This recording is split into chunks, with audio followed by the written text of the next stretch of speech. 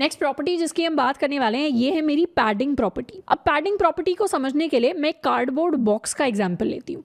हमने कई बार अपने घर में बहुत सारा सामान होगा जिसको कार्डबोर्ड बॉक्सेस के अंदर पैक किया होगा, या अगर पैक भी नहीं किया, कुछ ऑनलाइन अगर ऑर्डर किया है या हम बाजार से कुछ जाकर लेकर आए हैं, तो यूजुअली अगर हमारा जो बॉक्स होता है उसके अंदर जो भी सामान रखा होता है, अगर वो सामान पूरा का पूरा उस बॉक्स को भरता नहीं है, जैसे यहाँ पर इस सामान ने कितनी जगह ली, बॉक्स मेरा इतने साइज का है बट सामान ने सिर्फ इतनी जगह ली है और बाकी की जगह क्या रह गई, ये वाली जो मेरी जगह है ये खाली रह गई। तो ये जो खाली जगह होती है इसको यूजुअली हम कैसे भर रहे होते हैं, अगर कोई बहुत ही ज्यादा प्रेशियस चीज होती है, जैसे कोई ग्लास की चीज होती है जो आसानी से टूट सकती है, या फिर कुछ बहुत ही ज्यादा नाजुकम चीज रखते हैं, जैसे टीवी वगैरह आ रहे होते हैं घर के अंदर, या फ्रिज आता है, या कुछ भी इलेक्ट्रॉनिक आइटम आता है जो कार्डबोर्ड बॉक्स में आएगा, और कार्डबोर्ड बॉक्स थोड़ा सा बड़ा है, तो यूजुअली साइड से हम उसको थोड़ा सा क्या करते हैं, पेपर टाइप या ऐसे जो हमारा थिक पेपर होता है उससे भर देते हैं ताकि वो टूटे नहीं।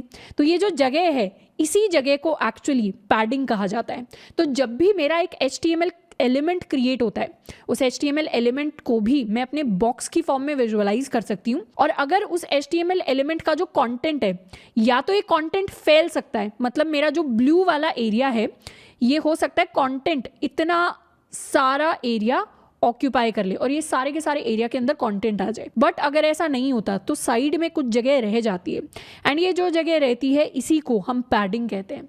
एंड इस पैडिंग को हम चाहें तो कंट्रोल कर सकते हैं, यानी इस पैडिंग का साइज हम इंक्रीज भी कर सकते हैं एंड इस साइज को हम डिक्रीज भी कर सकते हैं। तो उसके लिए हम एक्सप्लोर करने वाले हैं अपनी पैडिंग प्रॉपर्टी को। अब जैसे बॉर्डर के लिए हम लेफ्ट साइड राइट साइड को सेट करने के लिए बॉर्डर लेफ्ट एंड यहाँ पर बॉर्डर राइट को यूज करते थे, वैसे ही हम अपनी पैडिंग वाली प्रॉपर्टी को सेट करने के लिए अगर मुझे लेफ्ट वाली पैडिंग सेट करनी है, यानी ये वाली अगर मुझे विड्थ सेट करनी है, तो इसके लिए हम पैडिंग लेफ्ट को यूज करेंगे। अगर मुझे राइट वाली पैडिंग सेट करनी है, मतलब ये वाली विड्थ सेट करनी है, तो उसके लिए पैडिंग राइट को यूज करेंगे। टॉप वाली पैडिंग अगर मुझे सेट करनी है तो उसके लिए पैडिंग टॉप को यूज करेंगे, एंड बॉटम वाली पैडिंग अगर मुझे सेट करनी है तो उसके लिए हम पैडिंग बॉटम को यूज करेंगे। सिंटैक्स क्या रहेगा, सिंटैक्स यही रहेगा कि मैं अपने एलिमेंट को सिलेक्ट करूंगी, उसके लिए पैडिंग लेफ्ट को अगर मुझे चेंज करना है तो मैं लिखूंगी पैडिंग लेफ्ट, ये मेरी प्रॉपर्टी है, एंड उसके बाद हम लिखने वाले हैं value which is going to be equal to 50 pixels. अब मान लेते हैं मेरे ये जो इंडिविजुअली डिव बॉक्सेस हैं इनके लिए मुझे अपनी पैडिंग सेट करनी है, तो मैं डिव के ऊपर जाऊंगी और मैं सिर्फ टॉप पैडिंग सेट करना चाहती हूँ, तो मैं लिखूंगी पैडिंग टॉप। पैडिंग टॉप में मैं सेट करना चाहती हूँ 10 पिक्सल्स की पैडिंग। इसको करते हैं सेव एंड रिफ्रेश। तो ऊपर से कंटेंट क्या हुआ, कंटेंट 10 पिक्सल्स थोड़ा सा आपको नीचे की तरफ मूव करता हुआ दिखाई दिया होगा। इसको थोड़ा सा और जूम इन करके मैं दिखाती हूँ। इसको कमेंट आउट किया तो इंडिविजुअली क्या था, इस बॉर्डर के बहुत पास था मेरा टेक्स्ट, बट जैसे ही मैंने इसको पैडिंग दे दी और रिफ्रेश किया ये बॉर्डर से थोड़ा सा दूर चला गया। क्यों, क्योंकि बॉर्डर और कंटेंट के बीच का जो डिस्टेंस था उसको मैंने बढ़ा दिया। पहले वो डिस्टेंस 0 था, अब वो डिस्टेंस 10 पिक्सल के इक्वल हो गया है। इनफैक्ट इसको मैं एनालाइज भी कर सकती हूँ। इंस्पेक्ट पर जाकर एलिमेंट के ऊपर जाऊंगी तो अब ये ब्लू में तो मुझे कंटेंट दिखाई दे रहा है, बट यहाँ पर ग्रीन कलर के अंदर ये जो मुझे एरिया दिखाई दे रहा है, दोबारा सिलेक्ट करते हैं, ग्रीन कलर के अंदर जो एरिया दिखाई दे रहा है ये ग्रीन कलर वाला एरिया एक्चुअली मेरी पैडिंग है। एंड इसको जाकर मैं चेक भी कर सकती हूँ, एक पूरा आपको पैडिंग, बॉर्डर, मार्जिन इन सब का मैप दिखाई देता है हर एलिमेंट के लिए अपने डेव टूल्स के अंदर जब हम इंस्पेक्ट करते हैं। तो इस पर्टिकुलर डिव के लिए इसने बता दिया कि हाइट कंटेंट वाला जो एरिया है वो तो 500 × 200 है, जिसमें 500 हाइट है, 200 विड्थ है, और पैडिंग कितनी दी है हमने, इसको पैडिंग 10 के बराबर दी है जो मेरा ग्रीन में हाईलाइटेड एरिया है, एंड यहाँ पर 10 के बराबर यानी 10 पिक्सल्स। अब मैं चाहूं तो इसकी पैडिंग को बढ़ा भी सकती हूँ। लेट्स सपोज जो मैंने इसको टॉप पे पैडिंग दी है इसको मैं चेंज करके करने वाली हूँ 50 पिक्सल के इक्वल। 50 पिक्सल कर दिया तो और भी ज्यादा बढ़ गया ये ग्रीन वाला एरिया। तो ग्रीन वाला एरिया क्या होता है, ये मेरी पैडिंग होती है, मतलब बॉर्डर और कंटेंट के बीच में कितना एरिया आप बढ़ाना चाहते हैं। अभी तो सिर्फ मैंने टॉप में बढ़ाया है, इस एरिया को मैं लेफ्ट से भी बढ़ा सकती हूँ, तो मैं उस केस में लिखूंगी पैडिंग लेफ्ट। इसको भी दे देंगे, लेट्स सपोज यहाँ पर देते हैं 20 पिक्सल्स। तो 20 पिक्सल्स दिया तो ये भी यहाँ से थोड़ा सा मूव कर गया, ग्रीन एरिया यहाँ की तरफ भी आ गया, एंड इस मैप में भी हम देख सकते हैं कि यहाँ पर 20 पिक्सल्स की मैंने पैडिंग दे दी है। अब मैं बॉटम में भी पैडिंग दे सकती हूँ, पैडिंग बॉटम। पैडिंग बॉटम में मैं देने वाली हूँ लेट्स सपोज 50 पिक्सल्स की पैडिंग। तो ये ग्रीन एरिया मुझे यहाँ पर दिखाई दे रहा है, ग्रीन एरिया अब टॉप में भी है, लेफ्ट में भी है, बॉटम में भी है। सेम मुझे नीचे वाले डिव के लिए दिखाई दे रहा है, टॉप, लेफ्ट एंड बॉटम, क्योंकि अभी तक मैंने राइट पैडिंग सेट नहीं की तो वो आया नहीं है। तो इस तरीके से हम सेट करते हैं कि बॉर्डर और कंटेंट के बीच में कितना डिस्टेंस होना चाहिए। यही सेम चीज अगर मैं किसी रैंडम विकिपीडिया पेज पर जाऊं और मैं यहाँ पर जाकर इस पेज को इंस्पेक्ट करूँ तो मैं चेक कर सकती हूँ, जैसे साइड वाला नेविगेशन वाला बार है, इसमें अंदर की तरफ तो सारे के सारे मेरे कंटेंट मुझे दिखाई दे रहे हैं,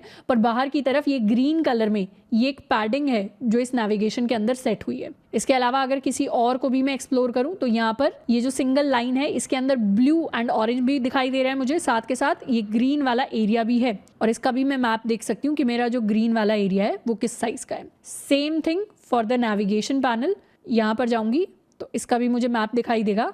तो ये मुझे पूरी की पूरी अपनी पैडिंग है जिसको मैं एक्सप्लोर कर सकती हूँ। तो जब भी मुझे एक पूरी हमारे पास एक वेब पेज या वेबसाइट क्रिएट हो जाएगी तो उसके अंदर बहुत ज़रूरी हो जाता है ये सेट करना कि खाली स्पेस कितनी होने वाली है कंटेंट के अंदर एंड भरी हुई स्पेस कितनी होने वाली है। एंड यूजुअली थोड़ी सी अगर खाली स्पेस रहती है तो एक ब्रीदिंग स्पेस मिलता है हर एक एलिमेंट को और वेब पेज और ज़्यादा सुंदर दिखता है देखने में। तो इसीलिए पैडिंग और मार्जिन को सीखना बहुत इंपॉर्टेंट है, स्पेशली अगर आप एक फ्रंट एंड डेवलपर बनने का सोच रहे हैं तो उस केस में हमें पता होना चाहिए, थोड़ा सा आइडिया होना चाहिए कि एक वेबसाइट को अच्छे से स्टाइल या अच्छे से लुक हम कैसे दे सकते हैं। अब मैं क्या करने वाली हूँ, ये जो मैंने अपने वेब पेज पर मेरा एक क्लिक मी वाला बटन बनाया था, थोड़ा सा जूम करती हूँ इसको दिखाने के लिए, इसकी हम स्टाइलिंग इंप्रूव करने वाले हैं। तो मैं क्या करूँगी, बटन को सबसे पहले तो जाके इसको एक अच्छा सा बॉर्डर देते हैं। बॉर्डर प्रॉपर्टीज़ में इसको मैं 2 पिक्सल का बॉर्डर देने वाली हूँ। कैसा बॉर्डर देंगे, सॉलिड बॉर्डर देंगे। इसको लेट्स सपोज हम ब्लैक कलर का एक बॉर्डर देने वाले हैं। Save and refresh. तो ये इसे मैंने अपने लिए एक बॉर्डर दे दिया है। इसके बॉर्डर को थोड़ा सा राउंडेड भी बनाएंगे तो इसे बॉर्डर रेडियस दे देते हैं। बॉर्डर रेडियस में देने वाली हूँ अगेन 2 पिक्सल के इक्वल, एक बार ट्राई करते हैं। तो ये थोड़ा सा राउंड हो गया बट इतना दिख नहीं रहा, तो इसको मैं 10 पिक्सल का बॉर्डर रेडियस दूंगी तो थोड़ा सा और एक राउंडेड सा बटन अब मुझे दिखाई दे रहा है। अब इस राउंडेड बटन के लिए मैं इसकी पैडिंग सेट कर सकती हूँ। तो पैडिंग मैं लेफ्ट एंड राइट के अंदर देने वाली हूँ, टॉप और बॉटम में नहीं देने वाली क्योंकि मैं इसको ओवल शेप देना चाहती हूँ। तो पैडिंग लेफ्ट के अंदर मैं सेट करने वाली हूँ 5 पिक्सल्स एंड इसी तरीके से पैडिंग राइट भी मैं सेट करूंगी टू 5 पिक्सल्स। Save refresh. तो थोड़ा सा और साइज छोटा हो गया, यानी इससे थोड़ी सी बड़ी पैडिंग देने की मुझे ज़रूरत है। तो 25 पिक्सल्स एंड 25 पिक्सल्स करते हैं। Save refresh. तो क्या हुआ, और थोड़ी सी ओवल शेप के अंदर आ गया है एंड इसको मैं क्लिक भी कर सकती हूँ। ऑल्दो अभी क्लिक करने से कुछ होगा नहीं, बट बेसिकली ये मेरा बटन बन गया है। मैं चाहूँ तो इसका बैकग्राउंड कलर भी चेंज कर सकती हूँ टू येलो। Save refresh. तो ये मेरा क्लिक मी बटन बन गया है जिसकी मैं अब शेप मॉडिफाई कर पा रही हूँ अपनी CSS को यूज करके। तो ये मैंने पैडिंग को इंडिविजुअली समझा, यानी इंडिविजुअली अगर मुझे साइड्स को कंट्रोल करना है तो। पर जैसे हमने बॉर्डर का शॉर्ट हैंड सीखा था वैसे ही हमारे पास पैडिंग का भी शॉर्ट हैंड होता है। इनफैक्ट एक नहीं 4 अलग अलग टाइप के शॉर्ट हैंड्स होते हैं, जिसमें से सबसे पहला और सबसे सिंपल होता है, अगर मैं सिंपली पैडिंग लिख दूं और उसके बाद पिक्सल्स लिख दूं तो ये जो पैडिंग है ये चारों की चारों साइड्स पर अप्लाई हो जाती है। तो अगर मुझे सारी साइड्स पर एक साथ पैडिंग अप्लाई करनी है तो उसके लिए मैं 50 पिक्सल्स लिख सकती हूँ। इस बटन की अगर मैं बात करूं, इसको करते हैं थोड़ा सा जूम इन। बटन के लिए अगर मैं पैडिंग लेफ्ट पैडिंग राइट हटाकर यहाँ लिखूं सिंपली पैडिंग एंड उसके बाद मैं लिखूं अगर 25 पिक्सल्स, अभी के लिए इसकी बॉर्डर रेडियस हटा देते हैं, इसको सिर्फ स्क्वायर साइज का या जो भी इसका शेप है उसमें रखते हैं। रिफ्रेश। तो यहाँ पर क्या हुआ, मेरा जो बटन है इसमें इंडिविजुअली अब मुझे हर जगह सेम पैडिंग दिख रही है। इंस्पेक्ट करते हैं इसको। इस पर क्लिक किया तो ग्रीन एरिया में क्या आ रहा है, ऊपर की तरफ भी 25 पिक्सल्स है, लेफ्ट की तरफ भी, बॉटम की तरफ भी एंड राइट की तरफ भी। क्लिक किया और इसके मैप पर गए तो यहाँ पर मुझे पूरी पैडिंग दिख रही है। यहाँ पर सिर्फ इतने ही एरिया में, ब्लू एरिया में मेरा कंटेंट है, बाकी सारी मेरी पैडिंग है। और यहाँ मैं देख भी पा रही हूँ 25, 25, 25, 25 चारों डायरेक्शंस में इक्वली मेरी पैडिंग डिवाइड हो गई है। नेक्स्ट शॉर्ट हैंड होता है जिसमें हम चाहें तो टॉप और बॉटम को अलग पैडिंग देते हैं और लेफ्ट और राइट को अलग पैडिंग देते हैं। तो उसमें मैं लिख सकती हूँ पैडिंग और उसके बाद 2 वैल्यूज मैं बता देती हूँ। तो ये जो फर्स्ट वैल्यू है ये मेरे टॉप एंड बॉटम वाली पैडिंग बनती है एंड ये जो सेकेंड वैल्यू है ये मेरी लेफ्ट और राइट वाली पैडिंग बनती है। जैसे अपने सेम बटन के लिए अगर मैं पैडिंग चेंज करूं तो पहले मैं मान लेते हैं 10 पिक्सल दूंगी एंड फिर मैं 25 पिक्सल्स दे रही हूं। तो ये तो मेरी टॉप और बॉटम के लिए है एंड ये 25 पिक्सल्स मेरी लेफ्ट एंड राइट के लिए सेट होने वाली है। इसको करते हैं सेव एंड रिफ्रेश। तो शेप चेंज हो गई है बटन की। इस पर जाकर अब अगर चेक करेंगे तो यहाँ मैप में दिखाई दे रहा है कि 25 पिक्सल्स लेफ्ट में है, 25 पिक्सल्स राइट में है, बट 10 और 10 पिक्सल्स मेरा टॉप एंड बॉटम के अंदर आता है। तो यहीं से पता चल रहा है ये जो मेरा बटन है इसकी विड्थ तो ज्यादा है पर इसकी हाइट अभी भी कम है, क्योंकि हाइट के अंदर पैडिंग कम दी गई है जबकि विड्थ के अंदर मैंने पैडिंग थोड़ी एक्स्ट्रा दी है। तीसरा शॉर्ट हैंड पैडिंग देने का होता है जिसमें पहले जो हम वैल्यू डिफाइन करते हैं वो मेरे टॉप के लिए होती है, उसके बाद लेफ्ट एंड राइट को अगर हम सेम वैल्यू देना चाहते हैं तो उसको हम लिखते हैं एंड फिर हम बॉटम की वैल्यू को लिखते हैं। जैसे अगर यहाँ पर जाकर अगर मैं चेंज करूं तो मैं लिख सकती हूँ 10 pixels, 20 pixels and 30 pixels. Save and refresh. तो अब अगर बटन को एनालाइज करें तो इसके लिए अभी जो पैडिंग दी गई है उसमें लेफ्ट और राइट दोनों इक्वल हैं, विच इज 20 पिक्सल्स। टॉप जो है वो 10 पिक्सल्स का है, बॉटम जो है वो 30 पिक्सल्स का है। तो नीचे की तरफ ज्यादा स्पेस है, इसीलिए कंटेंट कहाँ है, कंटेंट थोड़ा सा ऊपर की तरफ शिफ्ट हुआ है, एग्जैक्टली सेंटर की तरफ नहीं आया। ये वैसे इतना ज्यादा कॉमनली यूज नहीं होता। कॉमनली जो हम यूज करते हैं वो या तो ये होता है जब हम इक्वली सबको पैडिंग देना चाहते हैं वो, या फिर ये होता है हमारा फोर्थ तरीका जिसमें हम चारों साइड्स को एक साथ लिख देते हैं और ये हम क्लॉकवाइज डायरेक्शन में जाते हैं। क्लॉकवाइज डायरेक्शन यानी जिस डायरेक्शन में मेरी क्लॉक चलती है। तो अगर ये मेरा बॉक्स है तो उसमें फर्स्ट जो मैं वैल्यू लिखूंगी वो इसकी टॉप की पैडिंग की होगी, सेकंड वैल्यू मेरी राइट की पैडिंग की होगी, थर्ड वैल्यू मेरी बॉटम की पैडिंग की होगी एंड फोर्थ वैल्यू मेरी लेफ्ट की पैडिंग की होगी।